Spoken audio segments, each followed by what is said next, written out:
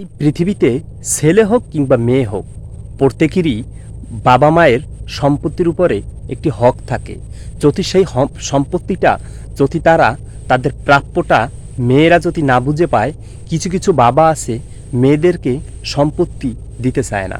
তাদের যে সম্পত্তি থাকে সে সম্পত্তিগুলো সম্পূর্ণ ছেলেদের নামে লিখে দেয়।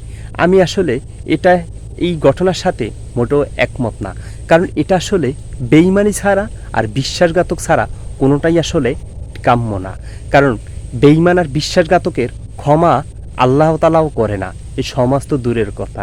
কারণ মেয়ে হোক, কারণ মেয়েদেরও আপনার সম্পত্তির উপরে একটি হক আছে, কারণ তাদেরকেও তো আপনি জন্ম দিছেন। তাহলে তারা কেন আপনার সম্পত্তির বাগবাটোয়ারা পাবে না?